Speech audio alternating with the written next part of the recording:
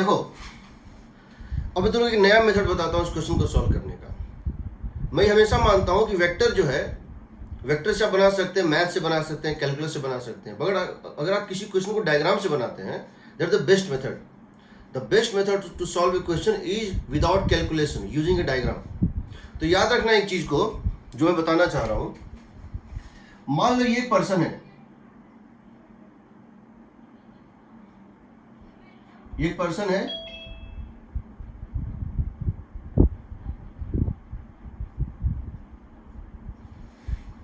ठीक है, मतलब कि ये इसका हेड है कुछ इस टाइप से, ये इसका फेस है, ये स्टैंडिंग है। नो रेन तीन तरह से आ सकता है। रेन की ओरिजिनल वेलोसिटी तीन तरह से हो सकती है। एक तो हो सकता है रेन इस तरह से गिर रहा हो, एक तो हो सकता है रेन वर्टिकल गिर रहा हो, दूसरी पॉसिबिलिटी है कि रेन इसके साथ ये ऐसे गिर रहा हो, इसके फेस पे गिर रहा हो। दूसरी हो सकती है रेन इसके फेस पे गिर रहा हो, और तीसरा पॉसिबिलिटी है कि रेन इसके पीठ पे गिर रहा हो। समझ रहे हो ना? There three possibilities, either the velocity of rain with respect to ground is this, or velocity of rain with respect to ground is this, or velocity of rain with respect to ground is this। तीनों case में यहां ये vertical गिर रहा है, यहां ये vertical के साथ एंगल कुछ बना रहा है, थीटा बना रहा है, लेकिन पीठ पे गिर रहा है। कहां गिर रहा है? पीठ पे गिर रहा है। और इस केस में क्या हो रहा है कि ये जो है कितना बना रहा है, कुछ वर्टिकल के साथ एंगल बना रहा है, लेकिन इसके फेस पे गिर रहा है। ठीक है, अब तुम क्या करते हो, सोचो, जब ये मैन चलेगा, ये मैन किधर चलेगा? जनरली ये मैन हॉरिजॉन्टल चलेगा, जनरली ये मैन हॉरिजॉन्टल चलेगा, बट हो सकता है ये मैन वर्टिकल भी चले। मान लो ये मैन हॉरिजॉन्टल चल रहा है, याद रखना ये तीनों में से कोई भी केस पॉसिबल है, समझ लो। Velocity of the rain can be any of the three. Now this man runs, this is the velocity of man with respect to ground. समझ गए? This is the velocity of man with respect to ground, that can be varied both in magnitude and direction. समझ गए? दो vector है, या तो ये है velocity of rain with respect to ground, या तो ये है या तो ये है। और मैन दौड़ रहा है, मैन जनरली बैकवर्ड नहीं दौड़ता, अपने फेस की तरफ दौड़ता है, ये इस स्पीड से दौड़ रहा है। तो याद रखना, जो velocity of rain with respect to ground होगा, जो velocity of rain with respect to ground होगा, मैन को जो वेलोसिटी रेन का दिखेगा, velocity of rain with respect to man, वो इसके टिप को इसके टिप से ज्वाइन करने वाला होगा। यानी अगर ये था तो ऐसे होगा, this is the velocity of rain with respect to man. यानी जो मैन की वेलोसिटी का हेड है और जो रेन की वेलोसिटी का हेड है, दोनों का स्टार्टिंग पॉइंट सेम है, दोनों का स्टार्टिंग पॉइंट सेम है, दोनों का स्टार्टिंग पॉइंट सेम रखे हैं। इसके हेड को इसके हेड से ज्वाइन कर दो, इस केस में ये बनेगा, इस केस में क्या बनेगा? ये बनेगा, इस केस में क्या बनेगा? ये बनेगा। This is this vector is the velocity of rain with respect to man in the corresponding cases, in the corresponding cases। ठीक है, समझो इसका मतलब। हम इसको एक लाइन में लिख रहे हैं, समझो इसको। Put the two vectors, put, क्या करो कि रेन की वेलोसिटी जो भी है, मैग्नीट्यूड और डायरेक्शन, रेन की वेलोसिटी ग्राउंड के रिस्पेक्ट में जो है उस वेक्टर को, और मैन की वेलोसिटी जो ग्राउंड के रिस्पेक्ट में उस वेक्टर को, दोनों का स्टार्टिंग पॉइंट सेम रखो। मैन की velocity with respect to ground और रेन की velocity with respect to ground, उसका स्टार्टिंग पॉइंट कॉमन रखो। इसके टिप को मैन के वेलोसिटी के हेड को ज्वाइन कर दो रेन के वेलोसिटी के हेड से, ये होता है रेन का velocity with respect to man. Agreed? इस डायग्राम में कोई दिक्कत है किसी को? अब मैं जो क्वेश्चन मैं तुम्हारा पहले ए आई कैप और बी जे कैप लेके बना रहा था, मैं सारे क्वेश्चन को बिना किसी कैलकुलेशन के एक स्टेप में बना दूंगा, only by diagram, geometry, no need of any calculation, no vector, nothing, only geometry can be used to solve the questions. अब पहले ये बताओ, अगर ये है velocity of the rain with respect to ground, अगर ये है velocity of the rain with respect to ground और आदमी को हॉरिजॉन्टली चलना है, तो क्या ये वेक्टर वर्टिकल हो सकता है? अगर ये है केस, अगर velocity of rain respect to ground पीछे से आ रहा है और ये मैन इतनी वेलोसिटी ले ले, कितनी वेलोसिटी, इस वेलोसिटी की मैग्नीट्यूड छोटी कर दो, इस टिप को थोड़ा नीचे कर दो यहां तक, तो क्या ये वेक्टर वर्टिकल हो सकता है? Yes sir. हो सकता है। देखो, अगर ये वेलोसिटी इतनी बड़ी ना हो बल्कि इतनी बड़ी ही हो, यहां से यहां तक की हो, तो ये वर्टिकल हो सकता है। इस केस में हो सकता है कि वर्टिकल हो जाए, बट इस केस में वर्टिकल नहीं होगा। अगर वो दौड़ पड़ा तो वर्टिकल नहीं होगा, क्योंकि कुछ भी वेक्टर लोगे नॉन जीरो, इसको जो ज्वाइन करोगे तो ऑब्लिक ही बनेगा। इस केस में तो कभी नहीं होगा, क्योंकि जब तुम इधर दौड़ोगे तो इसकी एंगल पहले से जो थी इससे और बढ़ेगी। याद रखना, अगर हम इस रेड वेक्टर को अगर हम यहां से उठा के यहां ले आए, अगर हम इस रेड वेक्टर मींस क्या, velocity rain respect to man, तो हम क्या पाते हैं कि ये है velocity of rain, velocity of man with respect to ground, ये है velocity of man with respect to ground, और ये क्या था, कोई भी velocity of rain with respect to ground. तो जब तुम इसको बढ़ाते जाओगे तो ये जो वेक्टर है ये इससे दूर भागता जाएगा। As this increases, as this vector becomes more and more, this net vector क्या है, वो इधर से दूर भागता जाता है। इसीलिए पहले समझो, इस केस में क्या था, ये वेक्टर कितना बना रहा था, कुछ बना रहा था वर्टिकल के साथ, तुम इसको बढ़ाओगे तो ये दूर भागेगा, तो हो सकता है वर्टिकल हो जाए। ये velocity of rain with respect to ground, हम क्या कहना चाह रहे हैं समझो, as velocity of man with respect to ground increases, whatever is the velocity of rain with respect to man, velocity of rain with respect to ground, तो ये जो अब जो तुम्हारा बनेगा ये ऐसे घूमेगा। velocity of rain with respect to ground rotates away from,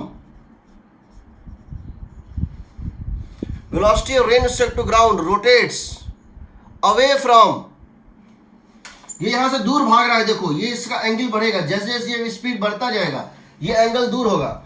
velocity of rain respect to ground, याद रखना, वेलोसिटी ऑफ इन दोनों के बाद जब ज्वाइन करोगे इस तरह से, तो तुम पाओगे that velocity of rain respect to man moves away from, it make greater angle with velocity man respect to ground. देखते हैं कैसे। इसीलिए समझो, अगर मेरे फेस पे ये गिर रहा है और मैं दौड़ूंगा, अगर मेरे फेस पे ये गिर रहा था और मैं दौड़ूंगा, ये और ज्यादा क्या होगा, घूमेगा, ये और ज्यादा सोएगा, तो ये कभी भी वर्टिकल नहीं हो सकता है। खैर वो चीज अलग है, मैं तुम्हें अभी इलस्ट्रेशन बता रहा हूं, क्वेश्चन कैसे बनाते हैं, समझो। याद रखना जो मैंने बताया है।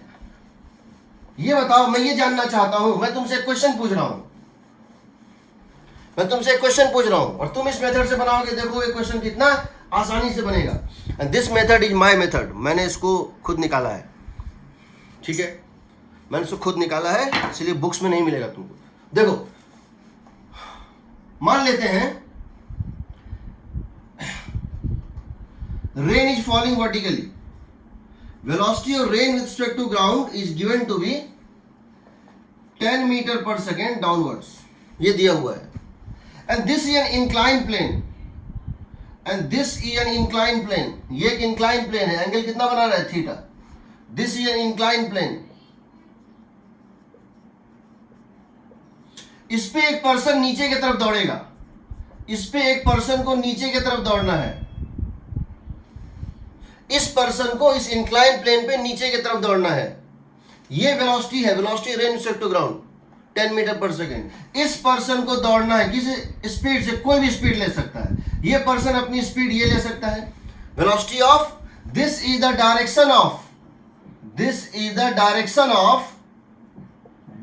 Of velocity of man with respect to ground, ground के रिस्पेक्ट में मैन की वेलोसिटी का ये डायरेक्शन है, मैग्नीट्यूड कुछ भी हो सकता है। तो अगर ये velocity of the man respect to ground, अगर velocity of the man respect to ground इतना बड़ा होगा, तो मैंने क्या बताया तुमको, इसके टिप को इसके टिप से ज्वाइन कर दो, ये हो जाएगा velocity of rain with respect to man. अगर ये वेलोसिटी इतनी बड़ी हुई तो क्या करोगे? अगर ये वेलोसिटी इतनी बड़ी हुई तो क्या करोगे? ये अगर velocity man respect to ground है क्योंकि इसकी लेंथ बड़ी है, तो इसको ज्वाइन कर दो। ये क्या बताएगा? Velocity of rain respect to ground. ये क्या बताएगा? The vector joining the end point of velocity of man and velocity of rain is the velocity of rain respect to man. चलो, अब मैं तुमसे यहां ये जानना चाहता हूं, ये आदमी किस वेलोसिटी से चले।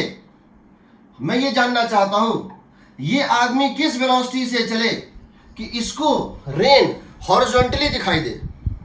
ये आदमी किस वेलोसिटी से चले इस इंक्लाइन पे कि इसको ये लगे कि सीधा हॉरिजॉन्टली आ रहा है। यानी कि तुमको पता है कि तुम्हारा रेन का वेलोसिटी ये होना चाहिए। तुमको ये पता है कि velocity of rain with respect to man क्या होनी चाहिए? ये होनी चाहिए, क्योंकि तुम क्या चाहते हो? मैन को क्या लगे? हॉरिजॉन्टली आ रही है।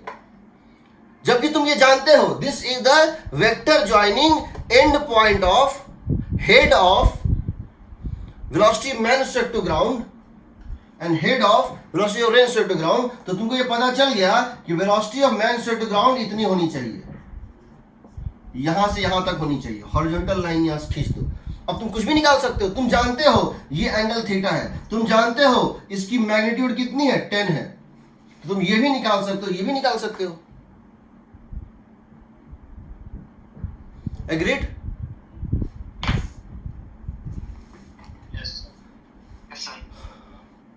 तुम जो मैंने कल एससी वर्मा का क्वेश्चन बनाया था, देखो मैं उसको एक स्टेप में बना रहा हूं। कहाँ गया एससी वर्मा का? कल मैंने वर्कड आउट से एक क्वेश्चन लिया था, एक्स्ट्रा में तो क्वेश्चन है नहीं। हमने उसको ए आई कैप बी जे कैप, मैं उसको एक स्टेप में बना रहा हूं, one step. 18 number, page 47, page 47 question number 18। देखो पेज 47 क्वेश्चन नंबर 18। क्वेश्चन क्या था? ए man standing on A road, a man standing on the road has to hold his umbrella at 30 degree with the vertical। ठीक है, दिया हुआ है ये अगर वर्टिकल लाइन है तो मैन की speed velocity of rain respect to ground इसके साथ कितना बनाता है? 30 degree. A man standing on the road has to hold his umbrella at 30 degree with the vertical। so this is the direction of velocity of rain with respect to ground। ये दिया हुआ है। He throws the umbrella, वो umbrella को फेंक देता है and starts to run at a speed of 10 kilometre per hour. वो दौड़ने लगता है किस स्पीड से? 10 किलोमीटर पर आवर से हॉरिजॉन्टल रोड पे। और वो पाता है, ये दौड़ने लगता है किस स्पीड से? This the velocity of man with respect to ground. कितना दिया हुआ है? 10 किलोमीटर पर आवर। तो वो पाता है that rain is coming vertically. यानी जब इन दोनों को ज्वाइन करोगे, इसके टिप को और इसके टिप को, ये वर्टिकल होना चाहिए। यानी डायग्राम थोड़ा बना लो, इसको वर्टिकल होना चाहिए। यानी कि ये मैन यहां से ड्रॉ करो vertical line. This is the velocity of rain with respect to ground man. जो क्लोजिंग साइड होता है टिप ऑफ मैन और टिप ऑफ रेन, उसको ज्वाइन कर दो, वो क्या होता है? This vector is the vector velocity rain respect to man. ये वर्टिकल है तो वर्टिकल लाइन ड्रॉ कर दो, यानी ये होगा। पूछा है what is this value, what is this value, यही ना? को नहीं जाना है जग में। देखो this is right angle triangle, ये 30 डिग्री, ये 30 डिग्री। बताओ ये कितना होगा? ये पता है इसकी वैल्यू 10 है, इसकी वैल्यू 10 है, ये 30 डिग्री है। Because this is the velocity rain respect to man. हमने एक डायग्राम बनाया है, सिर्फ कुछ नहीं किया है। तो हमसे कह रहा है ये कितना होगा, ये साइड कितना होगा, यही ना? तो क्या लिख देंगे? V R G sine, no V R G, एक मिनट, क्या पूछा है? फाइंड द, हाँ, velocity of man with respect to road. तो वी आर जी जो भी है, this is V R G, जिसकी डायरेक्शन पता है हमको। V R G sine 30 degree is equal to 10। So V R G is equal to 20। Answer है कि नहीं? 20 है, आंसर 20 ही है। दूसरा पूछा है इस कंडीशन में ये स्पीड कितनी है। एक तो पूछा है find the velocity of rain respect to ground, और सेकंड पूछा है find the velocity of rain respect to man. तो कितना हो जाएगा? कितना हो जाएगा? 10 30 लगा दो, tan 30 degree is 10 by this, ये भी निकल गया, दोनों निकल गया, कुछ नहीं करना है। क्वेश्चन ये है, हम खड़े हैं और मुझे लग रहा है कि मेरे पीठ पे, मेरे बैक साइड पे वर्टिकल के साथ 30 डिग्री पे रेन आ रही है, और हम एक पर्टिकुलर स्पीड लेते हैं, दौड़ते हैं, और अब पाते हैं कि सेम 30 डिग्री पे फ्रंट से आ रही है। ठीक है, तो क्वेश्चन ये है, a man finds rain hitting from back at 30 degree with vertical. Now he runs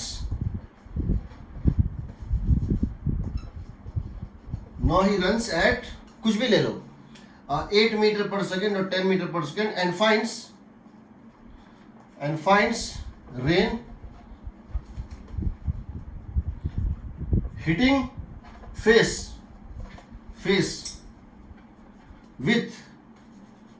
at 30 degree with vertical. Find velocity of rain. Sir 8 metre per second है। करेक्ट। किसने? नाम बताओ। Ayush, very good, very very good. देखो ये person है, ये person है, ये इसका बैक है, और रेन यहां गिर रहा था। This was the velocity of the rain, ऐसे करके this was the velocity of rain respect to ground. ये कितना बना रहा था? 30 डिग्री विद द वर्टिकल। अब जब ये स्पीड देगा इधर, तो क्या होगा? जब ये स्पीड देगा इस डायरेक्शन में, तो वेलोसिटी ऑफ द रेन घूमेगा इस वेक्टर से दूर, एंगल ज्यादा से ज्यादा बनाएगा। समझ रहे हो ना? अब ये पर्सन अपने आप को इतना स्पीड दे देता है कि अब यही रेन जो क्लोजिंग साइड है, ये क्या है? ये velocity of rain, sorry, man respect to ground, velocity of man respect to ground.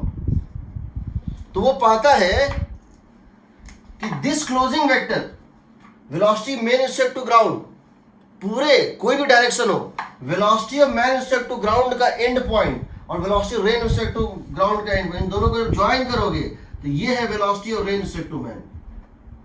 इसका कहना है ये भी वर्टिकल के साथ, अब ये कितना बन रहा है बताओ? अब ये फेस पे गिर रहा है, अब ये फेस पे गिर रहा है, अब जो ये फेस पे गिर रहा है, पहले ये बैक पे गिर रहा था 30 पे, और अब ये फेस पे गिर रहा है 30 पे। यानी ये एंगल कितना है? 60 डिग्री। ये कितना है? 60 डिग्री। तो ये भी 60 डिग्री होगा। इक्विलेटरल ट्रायंगल है ना। ये दिया हुआ है 8 metre per second, velocity of man respect to ground कितना? 8 मीटर पर सेकंड। तो तीनों 8 होगा ना।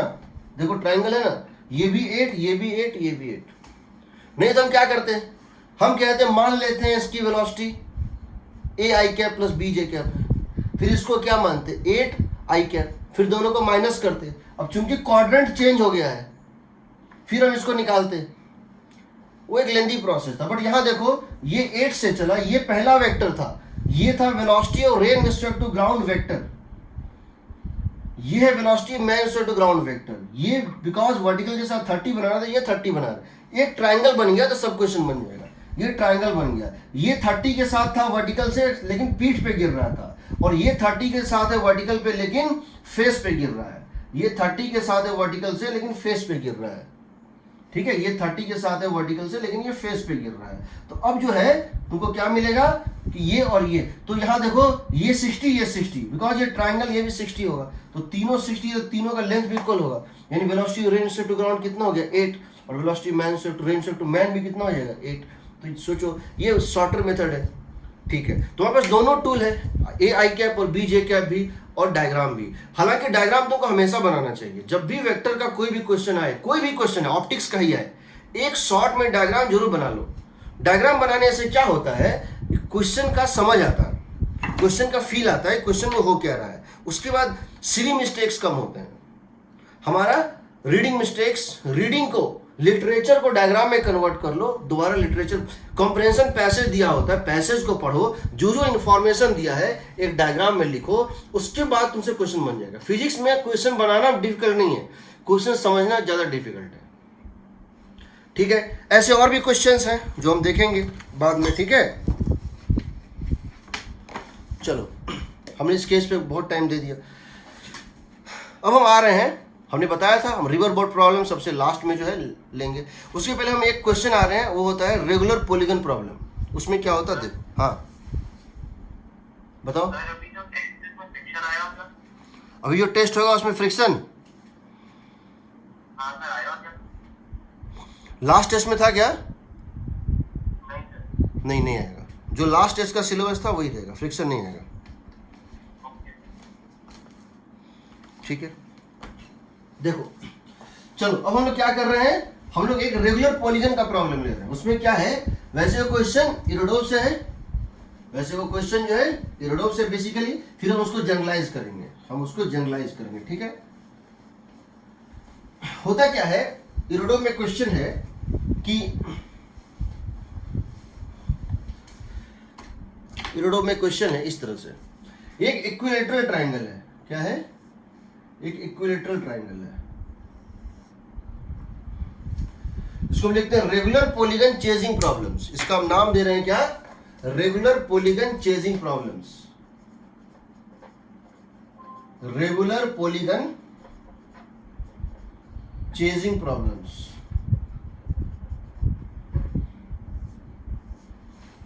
ठीक। ये एक कैट है, कैट बिल्ली, ये दूसरी कैट है और ये तीसरी कैट है। A, B, C are the three cats. They are standing on the vertices of an equilateral triangle. A, B, C are three cats, तीन बिल्लियां हैं और ये लेंथ है L, ये लेंथ है L और ये लेंथ है। All the three are standing on the vertices of an equilateral triangle. अब A जो है वो B को पकड़ना चाह रही है, A B को कैच करना चाह रही है। A is moving towards B, B is moving towards C and C is moving towards A. ठीक, A is moving towards B, not point B but cat B, not point B, point B नहीं, cat का पीछा कर रहा है, cat A cat B का पीछा कर रही है। तो ये यहां से चलती है ऐसे with some velocity u, constant velocity। B C का पीछा कर रही है, ये यहां से चलती है some velocity u, ये C के तरफ चलती है u से, और C D के तरफ चलती है, C A के तरफ चलती है u से। इमेजिन करो कि इनका रिएक्शन टाइम डेल्टा टी है। रिएक्शन टाइम मतलब क्या होता है, हम कुछ करना चाह रहे हैं और हम पाते हैं कि हम जो करना चाह रहे हैं वो बदल गया, हम उतनी देर बाद चीज़ों को समझ पाते हैं, उसको रिएक्शन टाइम बोलते हैं। मान लो इसका रिएक्शन टाइम डेल्टा टी है, तो डेल्टा टी टाइम के बाद जब ए यहाँ पहुँच जाता है तो ये रियलाइज करता है कि मैं जिस बी का पीछा कर रहा था वो तो यहाँ पहुँच चुका है। डेल्टा टी टाइम के बाद ए को ये लगता है कि मैं तो बी का पीछा कर रहा था, बट बी ने तो पोजीशन चेंज कर लिया, बी डैश से पहुंच गया है। ये अपना डायरेक्शन बदल लेता है, क्योंकि इसका अल्टीमेट एम बी का पीछा करना है ना, तो ये अपना डायरेक्शन भी बदल लेता है। बी क्या देखता है डेल्टा टी टाइम के बाद, अरे मैं तो सी के को ये कर रहा था, चेंज कर रहा था, सी पहले यहाँ था बट अब सी ने अपना पोजीशन चेंज कर लिया है, इसका मतलब है मुझे अपना डायरेक्शन चेंज करना पड़ेगा। ये भी अपना डायरेक्शन चेंज कर लेता है। ये अब अपना डायरेक्शन ऐसे चेंज कर लेता है। और सी क्या देखता है डेल्टा टी टाइम के बाद, डेल्टा टी टाइम बाद कि अरे ए ने तो, मैं तो ए का पीछा कर रहा था जो पहले यहां था, अब तो ए यहां है, तो अब मुझे भी थोड़ा डायरेक्शन चेंज करना पड़ेगा, तो वो अपना डायरेक्शन ऐसे चेंज कर लेता है। अभी भी तीनों पॉइंट को ज्वाइन करोगे तो इक्विलेटरल ट्रायंगल ही आएगा, क्योंकि सिमेट्री है। अब फिर क्या होता है, फिर ए इसका पीछा करता है, ये ए डबल डैश पे पहुंचता है, बी सी का पीछा करता है, बी डबल डैश से पहुंचता है, सी ए का पीछा करता है, सी डबल डैश पहुंचता है। अगेन डेल्टा टी टाइम के बाद ये रियलाइज, डेल्टा टी टाइम के बाद ये रियलाइज कि अरे ए देखता है नहीं, ये तो फिर से अपना पोजीशन चेंज कर लिया, तो मुझे अपना डायरेक्शन फिर से चेंज करना चाहिए। बी देखता है सी अपना डायरेक्शन चेंज कर लिया, ये अपने वेलोसिटी का डायरेक्शन बदल लेता है। स्पीड कांस्टेंट है इनकी, वेलोसिटी कांस्टेंट नहीं है, वो डायरेक्शन जो है घुमाते जा रहे हैं और ये इसको ऐसे कर लेता है। अभी भी इक्विलेटरल ट्रायंगल बनेगा लेकिन पहले से छोटा बनेगा। फिर ये यहां से यहां जाता है, ए जब यहां से यहां पहुंचता है, बी यहां से यहां और सी यहां से यहां, तो फिर देखता है अरे ये तो यहां पहुंच गया है। Now A when reaches A triple dash, B reaches B triple dash and C reaches C triple dash, they realise that they have change the position. फिर से लोग अपना डायरेक्शन बदलते हैं। तो क्या होता है, एक तो इक्विलेटरल ट्रायंगल, एक ऐसा इक्विलेटरल ट्रायंगल जो रोटेट कर रहा है, एक ऐसा इक्विलेटरल ट्रायंगल, एक ऐसा इक्विलेटरल ट्रायंगल जो रोटेट कर रहा है और छोटा हो रहा है, जो रोटेट कर रहा है और छोटा हो रहा है, और अल्टीमेटली छोटा होते होते क्या हो जाएगा, खत्म हो जाएगा। ए रोटेटिंग एंड श्रिंकिंग ट्रायंगल बनेगा, ए रोटेटिंग एंड श्रिंकिंग। हमने यहाँ पे रिएक्शन टाइम डेल्टा टी लिया था, इसीलिए ये पॉलीगन जैसा शेप दिख रहा है तुमको, यहां से यहां तक स्ट्रेट, फिर यहां से यहां तक स्ट्रेट, फिर यहां से यहां तक straight, like that. But reaction time zero है, रिएक्शन टाइम एक्चुअली में जीरो है। तो ये जब डेल्टा टी, ये रिएक्शन टाइम डेल्टा टी जो है, जब टेंडिंग टू जीरो होगा तो ये पॉलीगन दिख रहा है ना, वो कर्व बन जाएगा। जब ये डेल्टा टी, जितने टाइम के बाद हम डिसीजन ले रहे हैं, जितने टाइम के बाद हम रियलाइज कर रहे हैं हम जहां जा रहे थे, जो मेरा डेस्टिनेशन था उसने अपना पोजीशन चेंज कर लिया है, हम जितने टाइम बाद इस बात को समझ पा रहे हैं कि हम जिसका पीछा कर रहे हैं वो अपना पोजीशन चेंज कर रहा है, अगर वो टेंडिंग टू जीरो हो रिएक्शन टाइम, तो ये जो टुकड़े टुकड़े मैंने ग्राफ बनाया है ना, ये बन जाएगा स्ट्रेट कर्व, ऐसे ऐसे और ऐसे, ये बनेगा ऐसे, ये बनेगा ऐसे, ये बनेगा ऐसे। तो अल्टीमेटली अगर तुम इनका ट्रेजेक्ट्री देखोगे तुम्हें कुछ इस टाइप से दिखेगा। अगर तुम इसको, इसका ट्रेजेक्ट्री देखोगे तो इस टाइप से बनेगा, ए, बी और सी, ये है इसका सेंट्रॉइड, ये ऐसे करके आएगा और हल्का सा ऐसे टर्न लेते हुए यहाँ पे आकर के मिल जाएगा, ये ऐसे करके आएगा और टर्न लेके यहाँ पे मिल जाएगा, ये ऐसे करके आएगा, ऐसा ही इसका ही बनेगा, ऐसे होगा, इसका होगा ऐसे। तुम ये चेक कर सकते हो, तुम ये चेक कर सकते हो कि किसी भी टाइम टी पर, टाइम जीरो पर ये यहां था, ये यहां था, ये यहां था, किसी भी टाइम टी पर, किसी भी टाइम टी पर अगर ये यहां पर था, ये यहां पर था और ये यहां पर था, अगर तुम यहां से एक टेंजेंट ड्रॉ करोगे ये इससे पास करेगा, यहां से अगर तुम एक टेंजेंट ड्रॉ करोगे ये इससे पास करेगा, और यहां से अगर एक टेंजेंट ड्रॉ करोगे तो डायरेक्शन ऑफ वेलोसिटी एक दूसरे के तरफ है। यानी तुम ये पाओगे कि यहां पे अगर तुम एक टेंजेंट ड्रॉ करोगे कर्व पे, ये इससे पास करेगा, ये यहां पे अगर टेंजेंट ड्रॉ करोगे ये इससे पास करेगा, और यहां पर एक टेंजेंट ड्रॉ करोगे तो ये इससे पास करेगा, ये ऐसे करके मिलेगा। हमको ये बता, हम समझ रहे हैं by symmetry they would meet at the centroid, by symmetry, by symmetry all particles or all cats would meet at centroid. Question is after how much time? Question is after how much time? कितने time के बाद ये centroid पे मिल जाएंगे तीनों? Sir, L/√3U. ठीक, शायद मुझे याद नहीं है। ठीक है, अब समझो, हम यहाँ पे अभी जो काम करेंगे, तुमको जो बताएंगे वो अभी करेंगे। जब सर्कुलर मोशन पढ़ाएंगे, जब सर्कुलर मोशन पढ़ाएंगे तुमको हम क्या क्या बताएंगे बता रहा हूँ। जब सर्कुलर मोशन पढ़ाएंगे तो तुमको हम बताएंगे कि किसी पॉइंट पर इसकी रेडियस ऑफ कर्वेचर कितनी है, हम तुमको बताएंगे किसी पॉइंट पर इसकी एंगुलर वेलोसिटी कितनी है, तुमको हम बताएंगे किसी पॉइंट पर इस पार्टिकल की एक्सीलरेशन कितनी है। स्पीड भले कांस्टेंट है बट डायरेक्शन बदल रही है। हम तुमको बताएंगे कि ये जिस पाथ पे चल रहा है उसका इक्वेशन ऑफ उसका इक्वेशन ऑफ ट्रेजेक्ट्री क्या है। तुमको हम बताएंगे इसमें जो ये पाथ है वो कैसे एक्सपोनेंशियली वेरी करता है, वो सब बताएंगे। अभी तो मैंने सर्कुलर मोशन स्टार्ट ही नहीं किया है।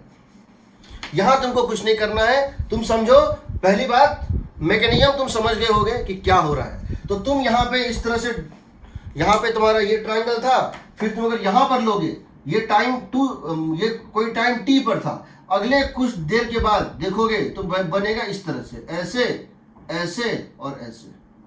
यहां से टेंजेंट इससे पास करेगा, यहां से टेंजेंट इससे पास करेगा, यहां से टेंजेंट इससे पास करेगा। Ultimately they are going to meet at the centroid.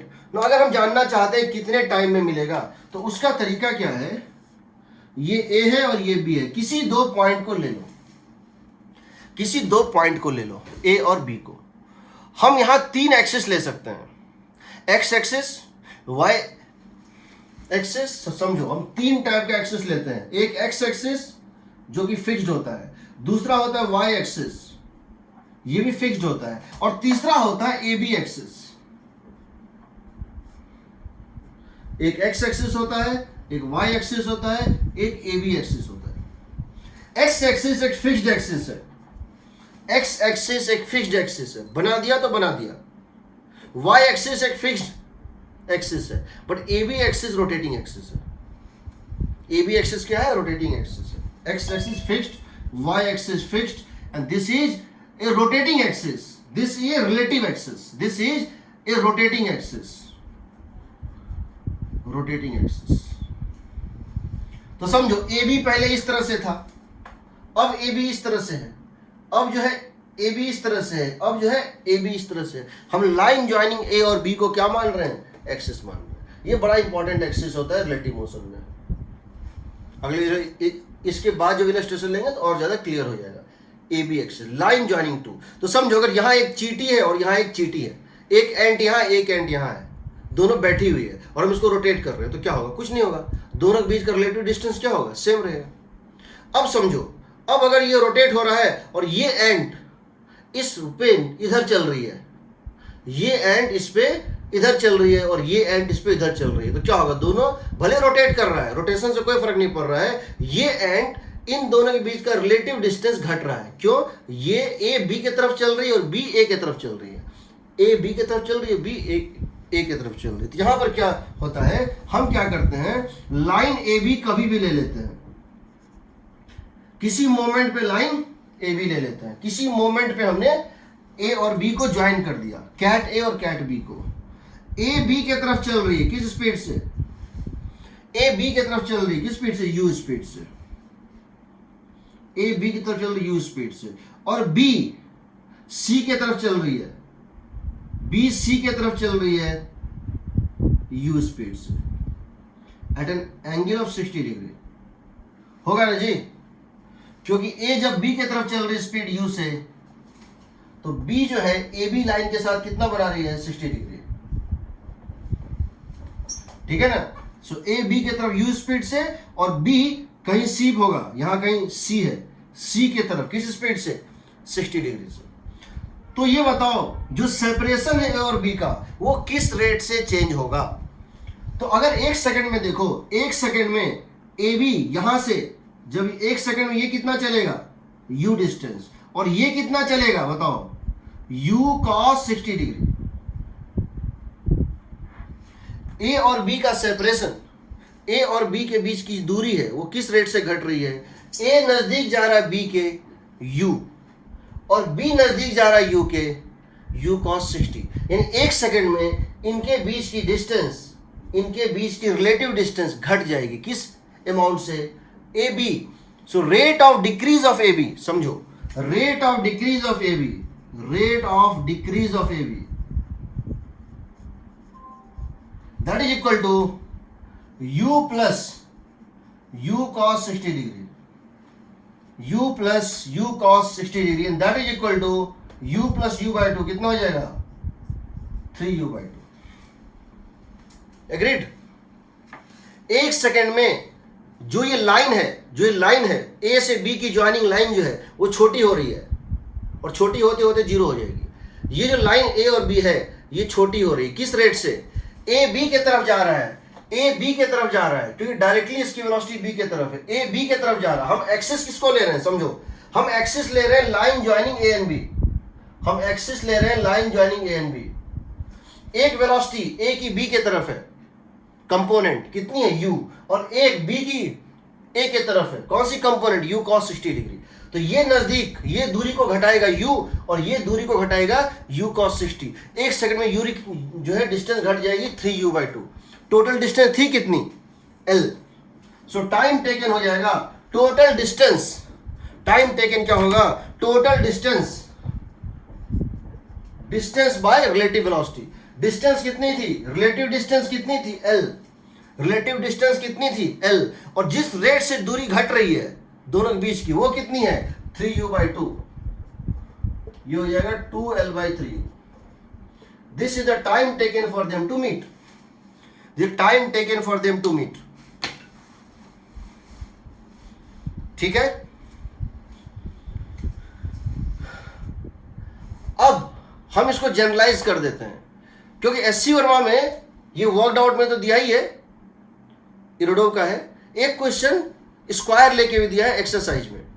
SC Verma में एक क्वेश्चन है जो एक्सरसाइज में, जिसमें स्क्वायर लिया गया है, A B C D. A B का पीछा कर रहा है, बी सी का, सी डी का और डी ए का। तो वो स्क्वायर बनेगा, घूमता हुआ स्क्वायर और सिकुड़ता हुआ स्क्वायर, फाइनली 0 हो जाएगा। हम इसको जनरलाइज कर सकते हैं। क्या चीज, अलग अलग स्पीड होगी तो तब ये लोग मैच नहीं करेगा ना, तब ये लोग कोलैप्स नहीं करेगा, सिमेट्री नहीं होगा तो एक साथ नहीं मिलेगा। सर। हाँ ठीक। अब इसको हम जनरलाइज कर रहे हैं, हम एन साइडेड रेगुलर पॉलीगन ले रहे हैं। क्या, एन साइडेड रेगुलर पॉलीगन। उसमें एन की वैल्यू 3 डालोगे तो इक्वेटोरियल ट्रायंगल का रिजल्ट आएगा। एन की वैल्यू 4 डालोगे स्क्वायर का रिजल्ट चलाएगा। एन इज इक्वल टू 6 दोगे हेक्सागन का चलाएगा। एन इज इक्वल टू 5 दोगे पेंटागन का चलाएगा। एन इज इक्वल टू 10 डालोगे डेकागन का चलाएगा। जिसका कुछ पूछा जाए निकल जाएगा। ठीक है, करें। तो हम इसको जनरलाइज कर रहे हैं, हम एक फॉर्मूला निकाल रहे हैं जिसमें हम डाल के निकाल लेंगे। ठीक है,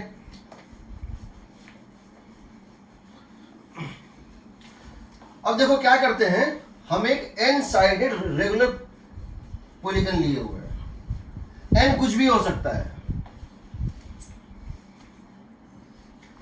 एन साइडेड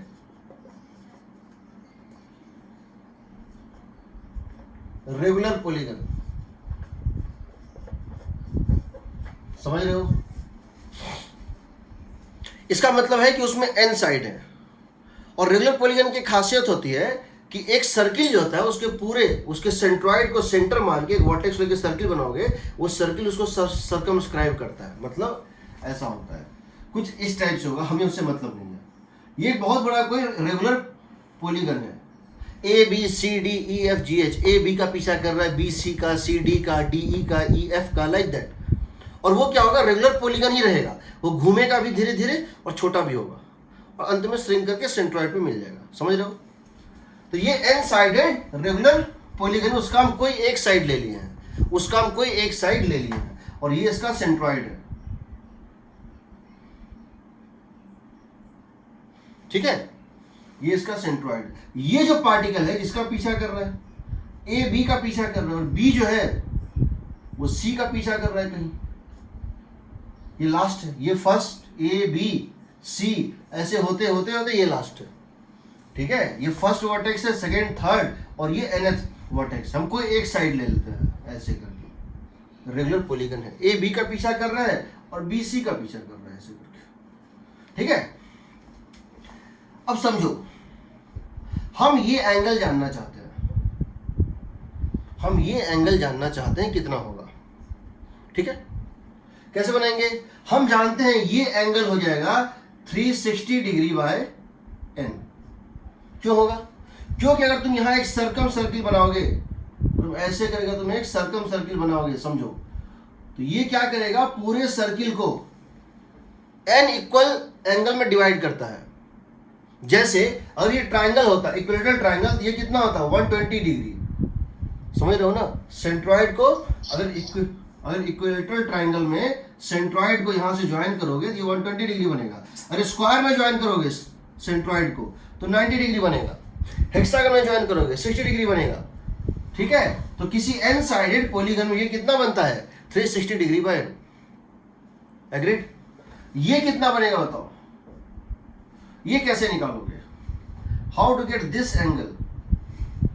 क्या ये एंगल, क्या ये एंगल होगा, क्या ये भी 360 डिग्री में एनी होगा क्या?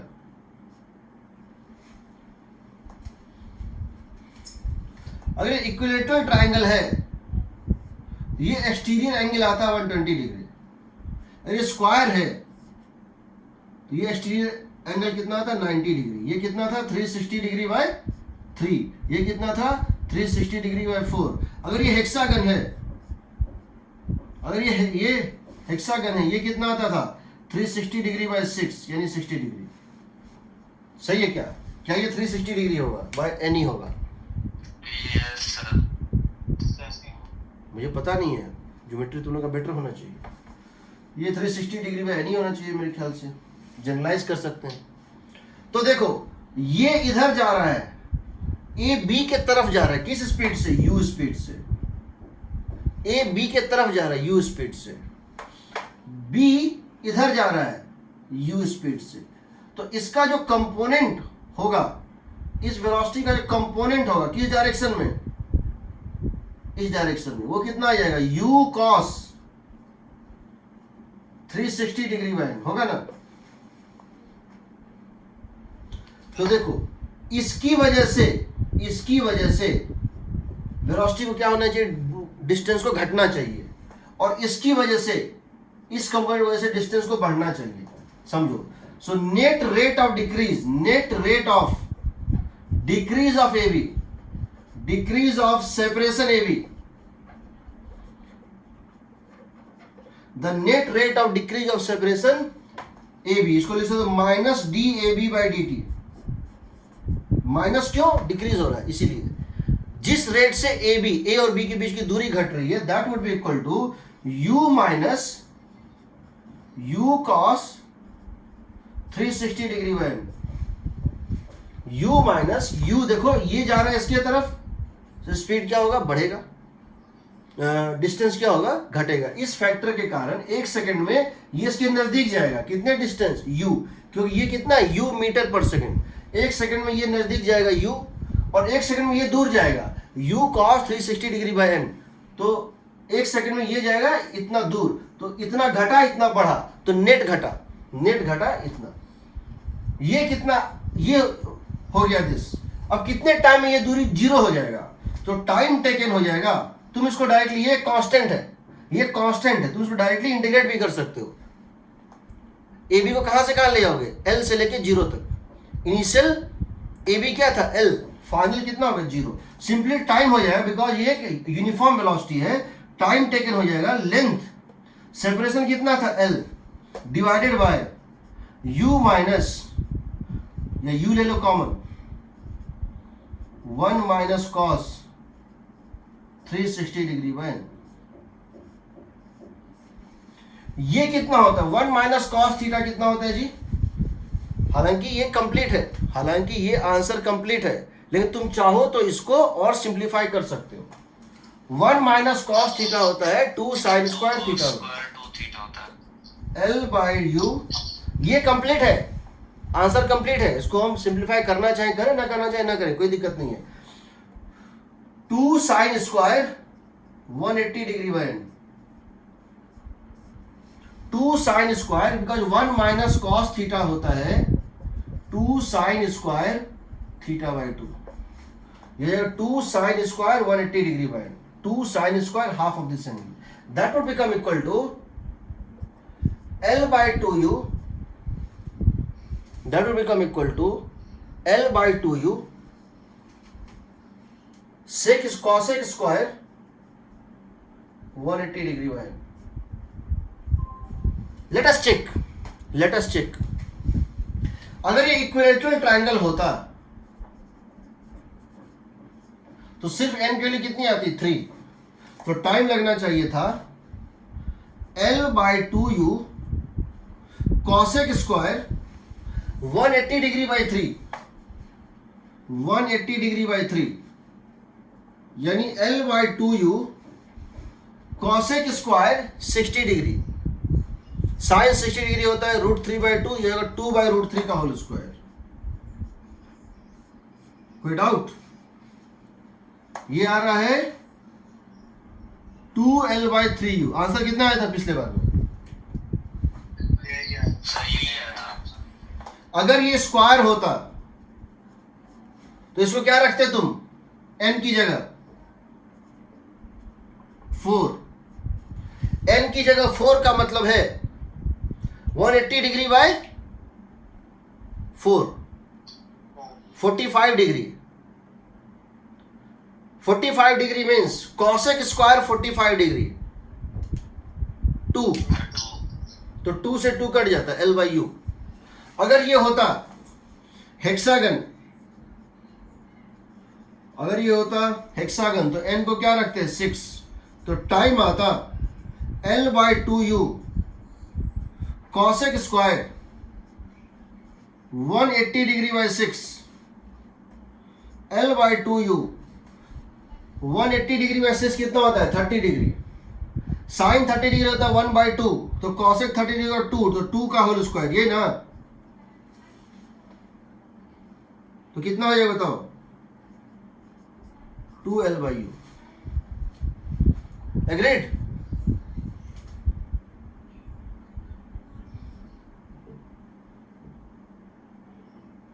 ठीक है, ये इसका जनरल एक्सप्रेशन है, हर जगह वैलिड है। L/2U कॉसेक स्क्वायर 180 डिग्री में फॉर एनी रेगुलर पॉलीगन। ठीक, या चाहो तो ये याद रखो L/U, कि उसको याद करना थोड़ा आसान लग रहा है, पिक्चर दिमाग में फिट रहता है। L initial distance L/U minus U cos 360 degree by n।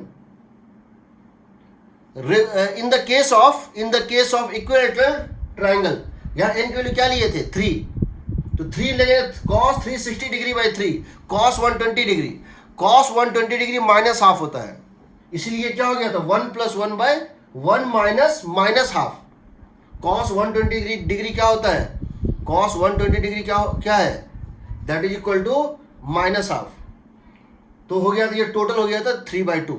अगर यहां डालोगे n इक्वल टू 4 स्क्वायर के लिए, cos 360 degree bye 4 means cos 90 degree 0, ये टर्म 0, तो L/U हो जाएगा। ठीक है ना? अगर यहां पे डालोगे n इक्वल टू 6 हेक्सागन के लिए, क्या डालोगे? n इक्वल टू 6, तो क्या होगा? 360 डिग्री बाय 6, यानी cos 60 degree. cos 60 means 1/2, 1 minus 1/2, 1/2, ये टोटल, ये ब्रैकेट हो जाएगा 1/2, हो जाएगा 2L/U। कुछ भी आ जाएगा, इसको भी याद कर सकते हो, कोई दिक्कत नहीं। इसको याद करना चाहो ठीक है, नहीं तो इसको याद कर लो। ठीक है, अब देखो, कोई डाउट?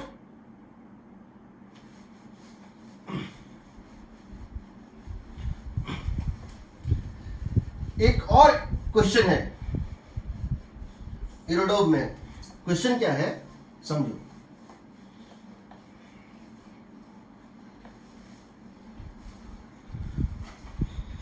इरोडोव सॉल्व करने के बाद फिजिक्स को समझने का तरीका बदल जाता है।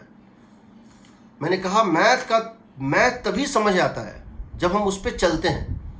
सुन के और कहानियाँ सुन के मैथ नहीं होता है। मैथ एक आर्ट है जो कि सॉल्व करने के बाद बहुत अच्छा लगता है। इरोडोव का ही एक और क्वेश्चन है जो हम ले रहे हैं, क्योंकि हम इसको बाद में रिवर बोट में फिर यूज़ करेंगे।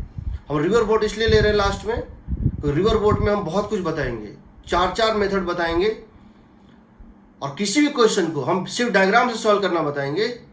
कोई भी क्वेश्चन हो जस्ट बाय ग्राफ, पेंसिल से हम सॉल्व कर देंगे बिना कैलकुलेशन के। जो तुम बड़े बड़े क्वेश्चन उसमें निकलते हैं, उसमें और वेरिएशन देखेंगे, वो लास्ट टॉपिक होगा।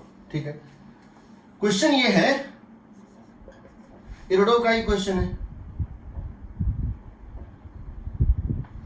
ये कैट है सपोज, और ये डॉग है, उनके बीच में डिस्टेंस थी L। ये कैट है, ये डॉग है। नाउ कैट जो है इस स्ट्रेट लाइन पे चल रही है। So cat is moving on this straight line with constant velocity, suppose u। Initially दोनों के बीच में सेपरेशन था ये, और ये इसका परपेंडिकुलर है। इनिशियली डॉग यहाँ पे, कैट यहाँ पे है, and the cat started to run towards right with constant velocity u. Constant means अगर हम इसको कांस्टेंट बोल रहे हैं, इसका मतलब है इसकी मैग्नीट्यूड और डायरेक्शन दोनों कांस्टेंट है. अगर हम किसी वेक्टर को कांस्टेंट बोल रहे हैं, इसका मतलब है उस वेक्टर की मैग्नीट्यूड और उस वेक्टर की डायरेक्शन दोनों कांस्टेंट है, अदर इसको कांस्टेंट नहीं बोलते. ठीक है, तो ये ऐसे करके जा रहा है कांस्टेंट वेलोसिटी से, स्ट्रेट लाइन पे कांस्टेंट वेलोसिटी से. ये डॉग इसका पीछा कर रहा है, ये डॉग इसका चेज कर रहा है, बट ये डॉग हमेशा अपना नजर, अपना डायरेक्शन कैट की तरफ मेंटेन रखता है. यानी स्टार्टिंग में ये इस तरह से मेंटेन था, बट जैसे जैसे ये जा रहा है ये डॉग अपना डायरेक्शन भी चेंज कर रहा है, फाइनली इसको यहाँ आगे कैच कर लेता है, और फाइनली ये क्या करता है, डॉग यहाँ पे आके इसको कैच कर लेता है. समझो, ये जो डॉग है इसकी स्पीड कांस्टेंट है, बट डायरेक्शन हमेशा कैट की तरफ है. यानी जब यहाँ पर था टेंजेंट तो इस तरह से था, जब यहाँ पे आया, जब कैट यहाँ पर है तो इसका टेंजेंट इस तरह से है. जब कैट यहाँ पर है और डॉग यहाँ पर है, उस समय क्या है कि डॉग के डायरेक्शन, डॉग के उस पॉइंट पे, किसी पॉइंट टी पे अगर कैट यहाँ है और डॉग यहाँ है, तो अगर तुम यहाँ एक टेंजेंट ड्रॉ करोगे ये सीधा कैट की तरफ है. मतलब कैट जैसे जैसे अपना पोजीशन चेंज कर रहा है, हमेशा ये उस अपना डायरेक्शन और वेलोसिटी कैट की तरफ मेंटेन किए हुए है, और कुछ टाइम बाद इसको कैच कर लेता है. समझ रहे हो? इसकी स्पीड कांस्टेंट है, डॉग की स्पीड कांस्टेंट है, स्पीड है v जो कि कांस्टेंट है, बट डायरेक्शन इस तरह से है, always towards instantaneous location of cat. I think मैं क्वेश्चन को समझा पा रहा हूं, कि जब ये यहां पर था ये ऐसे चलना शुरू किया, और तब तक ये यहां पहुंचा, तो जब ये यहां पहुंचा तो इसने अपना डायरेक्शन बदल लिया, फिर ये यहां पहुंचा. इसके जब ये यहां पर था तो इसने निशाना किसको बनाया हुआ था, इसने निशाना इस कैट को बनाया हुआ था. जब ये डॉग यहां था तो कैट यहां था, तो डॉग ने अपने वेलोसिटी का निशाना इस तरह से बनाया हुआ था, और जैसे थोड़ा सा बढ़ा इसने देखा अरे कैट ने तो अपना पोजीशन चेंज कर लिया, कैट तो यहाँ पहुंच गया, ये अब अपने डायरेक्शन को फिर से चेंज करता है. ये हर समय कैट अपना पोजीशन चेंज करता जाएगा और डॉग अपना पोजीशन चेंज करता जाएगा. So cat is not the dog is not aiming a fixed point, it is aiming a moving point. ये कैट का पीछा कर रहा है, हमेशा इसकी वेलोसिटी का डायरेक्शन कैट की तरफ है. डिस्कवरी चैनल पे जो है, डिस्कवरी पे दिखाता है कभी कभी कि चीता एक डियर का शिकार कर रहा है, उसको तुम देखोगे तो ऐसे ही भागता है. चीता अपना स्ट्रेट नहीं भागता है, वो चेज करता है, वो ऐसे घूमता जाता है, और डियर भागता रहता है और चीता जो इस तरह से चेज करता जाता है, इस तरह से होता है, कुछ वैसा ही है. क्वेश्चन है कितने टाइम बाद ये इसको कैच कर लेगा. इसकी स्पीड v है कांस्टेंट, बट डायरेक्शन चेंज हो गई. समझो इसका मतलब ये स्पीड v कांस्टेंट है, लेकिन ये जो एंगल थीटा है ना, ये वेरीज विद टाइम है.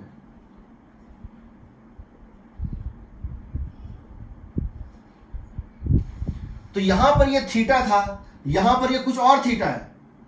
ये एंगल वेरिएबल है, ये स्पीड वेरिएबल नहीं है, स्पीड कांस्टेंट है. समझो, speed is constant but direction is variable. ऐसे क्वेश्चन दूंगा बहुत मिलेंगे भविष्य में चल के, जब तुम थोड़ा सा और करोगे. क्वेश्चन समझ पा रहे हो? मैं क्वेश्चन नंबर बता दूंगा. वैसे भी जब मैं रिलेटिव खत्म करूंगा तो मैं तुमको बताऊंगा सारे क्वेश्चन जो इरोडोव में है. मैंने कौन कौन से क्वेश्चन बता दिए हैं, उसमें क्या वेरिएशन हो. और याद रखना, ये क्वेश्चन बनाना तुम्हारे फर्दर भविष्य में इस टाइप के किसी भी क्वेश्चन बनाने का बेस तैयार करेगा. This information is needed to solve a new question of this type. जब तुम इसको बना लोगे, समझ लोगे, तुम अगले क्वेश्चन, जैसे अभी हम इसको चेज करना बता रहे हैं ना, तो वो पॉलीगन लॉ का क्वेश्चन जो है, ट्रायंगल वाला क्वेश्चन जिसके पहले बनाए थे, वो थोड़ा सा उसका हमको मदद मिल रहा है. यहाँ पे हम समझ पा रहे हैं क्या हो रहा है. वहां क्या था, डॉग कैट का पीछा कर रहा था और कैट किसी और का पीछा किया. यहाँ कैट किसी का पीछा नहीं कर रहा है, कैट अपना स्ट्रेट चल रहा है, डॉग सिर्फ पीछा कर रहा है. बट समझ में थोड़ा सा आ रहा है। उस तरह से इसके बाद जब क्वेश्चन लेंगे और समझ में आएगा। Knowledge is the base of further knowledge. तो यहां पे इस तरह हमको बताना है कैसे होगा। हम क्या करते हैं, किसी टाइम पे इसको डी मान लेते हैं, डॉग को किसी टाइम पे डी मान लो और किसी टाइम पर इसको क्या मान लो, सी मान लो। अभी इस समय देखो, डॉग और सी को ज्वाइन कर दो, तो इस समय कैट किधर चल रहा है, इधर, और डॉग किधर चल रहा है, इधर। डी और सी को लाइन मान लो, line joining dog and cat को लाइन मान लो, ठीक है। ये एंगल कितना है, थीटा। समझ पा रहे हो, डायग्राम दिख रहा है। ये डी है, किसी मोमेंट पे, किसी इंस्टेंटेनियस टाइम टी पर ये डी है, ये सी है। हमने एक लाइन ज्वाइन कर दिया डी टू सी। डी पे जो वेलोसिटी है वो अलोंग डी सी है, और सी पे जो है वो एक फिक्स डायरेक्शन में है, और इंस्टेंटेनियस जो है एंगल क्या है, थीटा है, जो कि वेरिएबल है। एग्रीड। अब हम बिना ये समझे कि हमको यूज होगा या नहीं होगा, हम 3 डायरेक्शन में इक्वेशन लिख रहे हैं। याद रखना, हमको इसका यूज होगा या नहीं होगा वो तो बाद की बात है, क्वेश्चन में क्या पूछा है, बट हम 3 डायरेक्शन में इक्वेशन लिख रहे हैं। एक एक्स डायरेक्शन में, एक वाई डायरेक्शन में, और एक ए बी डॉग और कैट के डायरेक्शन में। हम 3 डायरेक्शन में इक्वेशन लिखेंगे हमेशा। Along x axis, x axis means क्या हो गया, ये एक्स है, ये वाई है, ये दोनों फिक्स्ड है, बट अच्छा बोर्ड कट रहा है ना। देखो हम यहां पे क्या करेंगे, 3 डायरेक्शन में कंपोनेंट लिखेंगे हमेशा। 2 फिक्स्ड एक्सिस और एक रोटेटिंग। एक लाइन होगा, ये देखो, ये एक्स एक्सिस है और ये वाई एक्सिस है, और एक तो लिखेंगे एक्स एक्सिस के लॉन्ग इक्वेशन। तो क्या लिखेंगे, मान लो ये टी टाइम में जाके मिल गया, मान लो ये टी टाइम में जाके डॉग ने कैट को पकड़ लिया, तो एक्स में लिख रहे हैं। एग्रीड। क्या लिख सकते हैं, integral of u d t, integral of u d t x direction में is equal to integral of v cos theta d T.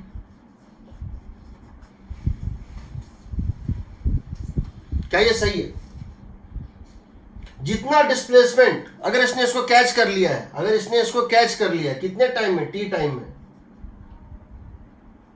अगर इसने इसको कैच कर लिया, कब, टी टाइम में, इसका मतलब है टी टाइम में ये इन दोनों का इनिशियल एक्स कोऑर्डिनेट क्या था बताओ, 0। इसका भी 0, इसका भी 0, क्योंकि ये भी वाई एक्सिस पे था और ये भी वाई एक्सिस पे था, ये भी वाई एक्सिस पे, ये भी वाई एक्सिस पे। टी टाइम में ये कितना चलेगा, राइट वर्ड। टी टाइम ये कितना चलेगा, right word, UT. T time में ये कितना चलेगा, राइट वर्ड बताओ। टी टाइम में ये कितना चलेगा इन एक्स डायरेक्शन, यूटी। ये कितना चलेगा, तो इसकी कंपोनेंट जो एक्स डायरेक्शन में थी वो क्या थी, you cos theta. But theta क्या है, वेरी कर रहा है टाइम के साथ, तो हम तो जानते नहीं है कि theta as function of time क्या है, theta is function of time नहीं जानते, इसको नहीं करते इंटीग्रेट, कोई दिक्कत नहीं है। वी कांस्टेंट है, बाहर निकाल दो, integral of cos theta d t, where theta ये फंक्शन ऑफ टाइम, हर टाइम पे थीटा वेरी हो रहा है, 0 to t। कोई डाउट यहां? कांस्टेंट क्या है, u कांस्टेंट है, तो u into time. v constant है, थीटा कांस्टेंट नहीं है, थीटा वेरीज विथ टाइम। हमको जानने का जरूरत भी नहीं है थीटा कैसे हो रहा है, बिना उसके निकलता है। बट कुछ है, बिकॉज ये थीटा फंक्शन ऑफ टाइम है, कुछ टाइम है, वो हम बाद में निकालेंगे सर्कुलर में, बट कुछ फंक्शन है जिसको हम बाहर नहीं निकाल सकते। बट वेल स्पीड तो कांस्टेंट था, उसको तो बाहर निकाल सकते हैं। ये पहला इक्वेशन है, इसका इस क्वेश्चन में कोई यूज नहीं है। इस क्वेश्चन को सॉल्व करने में इसका यूज नहीं पड़ेगा, इस क्वेश्चन को सॉल्व करने में इसका यूज नहीं पड़ेगा। फिर भी मैंने इक्वेशन लिख दिया है, किसी दूसरे क्वेश्चन में पढ़ सकता है। दूसरा वाई एक्सिस,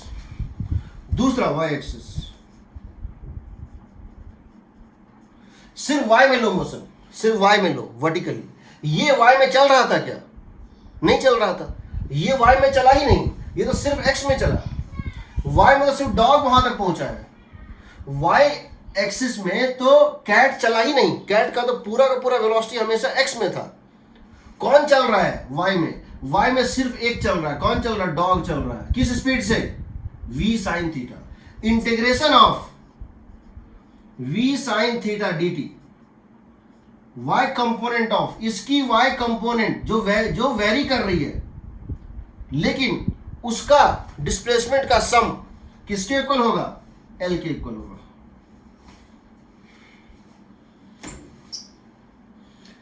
ये जो वेलोसिटी है v sin थीटा, इसकी वजह से ये डॉग ऊपर जा रहा है। ये जो L लेंथ ये y एक्सिस में कवर कर रहा है, उसका कारण v sin theta. v sin theta का इंटीग्रल दिस, कहां से? 0 से t। तो इसको क्या कर दो बताओ?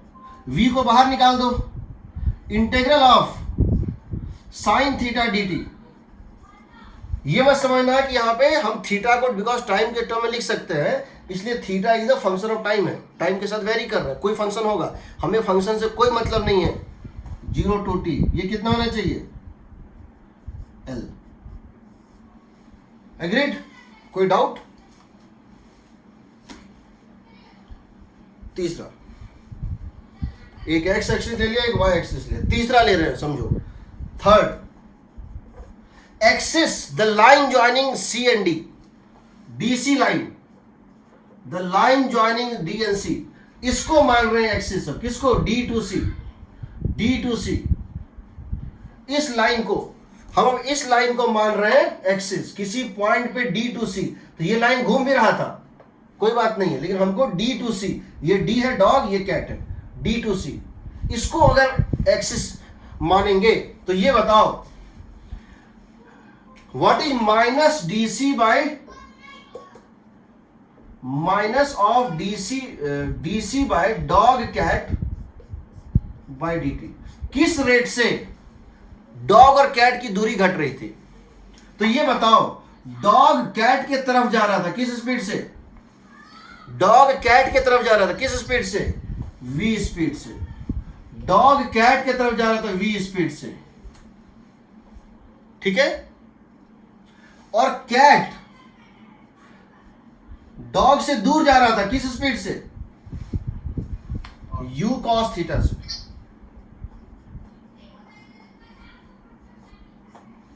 एग्रीड? तो ये वेलोसिटी क्या बता रहा है? Rate of decrease of DC. ये क्या बता रहा है? समझो, ये बता रहा है rate of decrease of separation. ये क्या बता रहा है? Rate of decrease of separation. क्यों? सोचो, ये है डॉग, ये है कैट। डॉग कैट के तरफ जा रहा है तो क्या हो गया? वी रेट से स्पीड, वी रेट से दूरी घटनी चाहिए। इस वी रेट से ये डंडे की लेंथ घटनी चाहिए। और यहां पर ये जा रहा था इस तरह से, यहां पर ये जा रहा था इस तरह से, इसके साथ क्या बना रहा था? थीटा। तो ये दूरी बढ़नी चाहिए, इसकी वजह से इस रॉड की दूरी बढ़नी चाहिए। कितनी? u cos theta. तो यहां से तुम क्या देखोगे? और तुम इसको इंटीग्रेट कर दो, तो जब इसको इंटीग्रेट करोगे तो आएगा minus of DC minus d of DC dog cat distance is equal to v minus u cos theta dt। Integrate करोगे, कहां से कहां तक करोगे बताओ? जब टाइम था 0 तो DC की वैल्यू क्या थी? L। जब टाइम था 0 तो D to C की डिस्टेंस क्या थी? डॉग से कैट की डिस्टेंस क्या थी? L। जब टाइम था 0 तो L। जब टाइम है T, डिस्टेंस कितनी होगी? 0। तो डॉग और कैट मिल गए, डॉग और कैट मिल गए, यहां पे जाके डॉग और कैट मिल गए।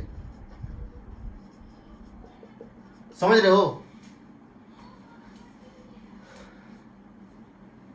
इक्वेशन लिखना सीखो, इक्वेशन लिखना सीखो, बाकी तो हो ही जाए। मैं इसको फिर से एक्सप्लेन कर रहा हूं, मैं क्या कर रहा हूं। मेरे लिए क्वेश्चन का इंपॉर्टेंस नहीं है, मेरे लिए मेथड का इंपॉर्टेंस है। अब समझो, यहां से मैं पूरे इंटीग्रल cos थीटा dt को यहां से रिप्लेस कर, इसका काम नहीं पड़ेगा, इसको हमें रिप्लेस कर सकता हूं। तो इक्वेशन क्या बन जाएगा, पहले मैं इसको एक बार सॉल्व कर देता हूं, फिर मैं इसको रिपीट कर रहा हूं। देखो यहां से क्या आएगा बताओ, integral of DC minus integral of DC कितना होगा, डीसी 0 से एल, तो कितना आ जाएगा L is equal to v into v d t का integral minus u cos theta d t का integral. L is equal to u into t, क्यों, सॉरी वी इंटू टी, क्यों, क्योंकि वी एक कांस्टेंट है, बाहर आ गया 0 to t, d t integral t होता है, minus u constant integral of cos theta d t. But तुम जानते हो यहां से integral of cos theta d t कितना था, तुम यहां से जानते हो integral of cos theta d t क्या था, u t by v. Integral of cos theta d t क्या था बताओ, यहां से भले ये वेरिएबल है but cos theta d t का होल इंटीग्रल एक फिक्स्ड पॉइंट है, कितना है, यू टी बाई वी। तो इसके बदले क्या डाल दोगे, इसके बदले डाल दोगे यू टी बाई वी। आ जाएगा L is equal to v t minus u times of u t by v, यानी वी यानी कि टाइम आएगा इक्वल टू, यानी कि टाइम आएगा इक्वल टू, या इस तरह करो, L is equal to v square minus u square by v into t. यहां से आएगा टी इज इक्वल टू, समझ लो, L into v by v square minus u square. इतने टाइम ये इसको कैच कर लेगा। नाउ क्वेश्चन इज, ये तभी पॉसिबल है if v is more than u, possible only if, possible if and only if v is greater than u। In dog की speed ज्यादा होनी चाहिए, अगर डॉग की स्पीड कम है वो कैच नहीं कर पाएगा, अगर डॉग की स्पीड कम है तो वो कैच नहीं कर पाएगा। क्यों, क्यों नहीं कैच कर पाएगा, लॉजिकली क्यों नहीं कैच कर पाएगा, सर क्योंकि उसके क्योंकि x डायरेक्शन में, समझो जब दोनों को x में मिलना है ना, x में दोनों 0 से स्टार्ट हुआ, यहां से और यहां से, x कोऑर्डिनेट शुरू में भी 0 था और फाइनली दोनों का x कोऑर्डिनेट सेम है। इसका मतलब क्या है, जितनी u अकेले थी, जितनी u अकेले थी, u स्पीड से जो उसने डिस्टेंस तय किया है कैट ने, उतना ही डिस्टेंस u के एक कंपोनेंट से इसने तय कर लिया। जितना u के स्पीड से कैट ने तय किया डिस्टेंस, उतना ही डिस्टेंस v का एक कंपोनेंट तय कर रहा है उतना ही टाइम में। समझ रहे हो ना, u के स्पीड से कैट चल रहा है और पूरी की पूरी u स्पीड किस डायरेक्शन में है, x डायरेक्शन में है। इसकी स्पीड का एक कंपोनेंट x में है बट वो उसको कैच कर लेता है। इसका मतलब है कि इसकी कंपोनेंट जो है इफेक्टिवली उसके बराबर हो रही है u के। तो किसी चीज का cos थीटा कंपोनेंट किसी v cos थीटा अगर u के बराबर हो रही है तो v यकीनन u से ज्यादा होना चाहिए, नहीं तो कैच नहीं कर पाएगा। मैं इसको फिर से एक्सप्लेन कर रहा हूं, समझो।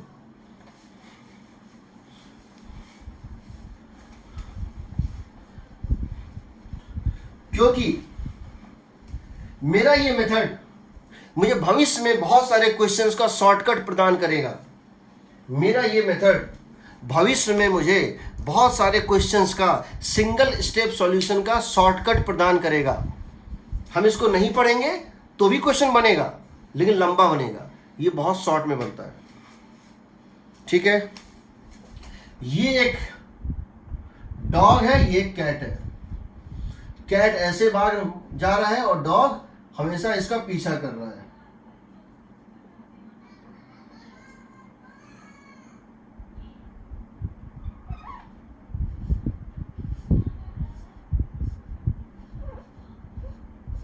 इसमें भी मैं तुम्हें बताऊंगा नेक्स्ट चैप्टर में, सर्कुलर मोशन में इसकी कर्वेचर क्या होगी, एंगुलर वेलोसिटी क्या होगी, इसकी एक्सीलरेशन क्या होगी। इसकी वेलोसिटी u है जो कि कांस्टेंट है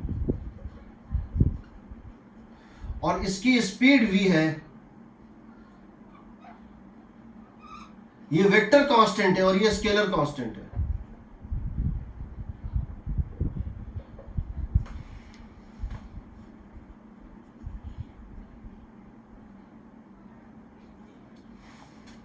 ये वेक्टर कांस्टेंट, ये स्केलर कांस्टेंट है।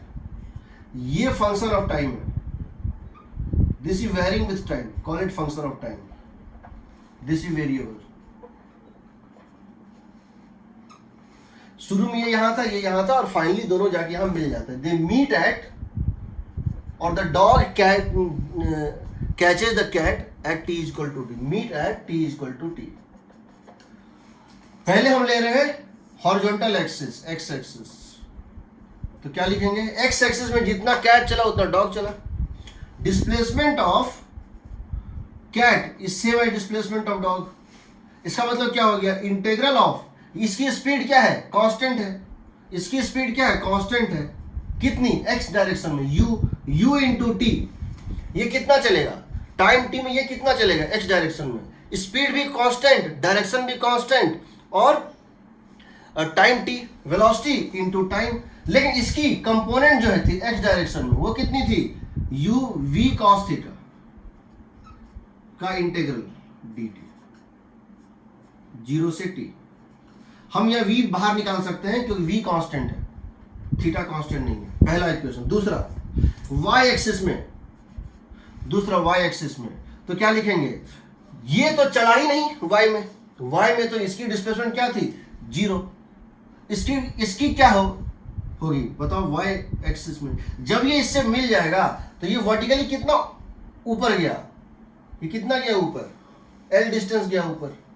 तो y एक्सिस में क्या लिखोगे, लिखोगे integration of v sine theta, देखो integration of summation of v sine theta dt 0 to t, कितना होगा, that should be equal to l। तुम यहां भी v को बाहर निकाल सकते हो। तो तुमको थीटा पता नहीं है फंक्शन, क्या चीज, आपका वीडियो नहीं दिखाई दे रहा है। क्यों, सबको नहीं दिखाई दे रहा क्या, दिख रहा है। चलो कुछ प्रॉब्लम होगी तो YouTube पे देख लेना, इसको डाल दूंगा v साइन थीटा dt। तो v साइन थीटा में क्या है, तुमको थीटा पता नहीं है फंक्शन ऑफ टाइम, तुमको थीटा पता नहीं है फंक्शन ऑफ टाइम, लेकिन साइन थीटा का इंटीग्रेशन क्या आएगा वो पता है। विदाउट नोइंग हमको जनरली थीटा पता होता है, हम इंटीग्रेट करते हैं, या इंटीग्रेशन का वैल्यू पता है, भले कुछ भी फंक्शन हो, बट उसका एज ए होल इंटीग्रेशन पता है हमको। तीसरा, the line joining dog and cat. Dog जा रहा है इधर के तरफ, डॉग जा रहा है इस डायरेक्शन में, किस स्पीड से, v स्पीड से, और कैट जो है, वो जा रहा है इस डायरेक्शन में, किस स्पीड से, u स्पीड से। ये एंगल है थीटा। यानी इसके कैट की वेलोसिटी का दो कंपोनेंट है, एक जिसके कारण वो डॉग से दूर भाग रहा है, और एक जो उसके परपेंडिकुलर है। परपेंडिकुलर से कोई मतलब नहीं है, ये जो कंपोनेंट है ये है u cos थीटा। यानी डॉग कैट के पास भाग रहा है और कैट डॉग से दूर भाग रहा है, along the line joining the two। तो rate of decrease of DC, rate of decrease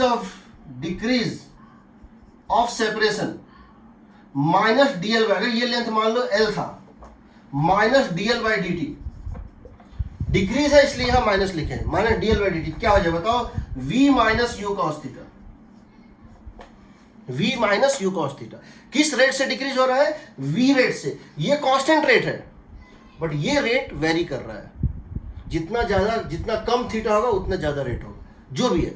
हम इसको इंटीग्रेट कर देंगे दोनों साइड, तो आ जाएगा l is equal to v into t minus u into cos theta dt। यहां से हम निकाल लेते हैं cos थीटा dt, यहां से आ जाएगा integral of cos theta dt 0 to t, कितना है बताओ, ut डिवाइडेड बाई v।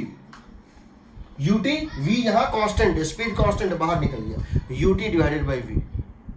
ठीक है, यहां इसको डाल देते हैं, क्या करते हैं इसको, इस integral of cos theta as a whole, इस इंटीग्रल ऑफ cos थीटा को एज ए होल क्या करते हैं, इस इंटीग्रल ऑफ cos थीटा को as a whole ut by t डाल देते हैं। तो क्या हो जाएगा यहां से बताओ, l is equal to vt minus u into cos theta dt as a whole ut by t, ut by v। तो ये हो गया कितना, vt minus u square t by v, ये कितना हो गया, v square minus u square into t by v। यहां से आ जाएगा t is equal to l into v by v square minus u square.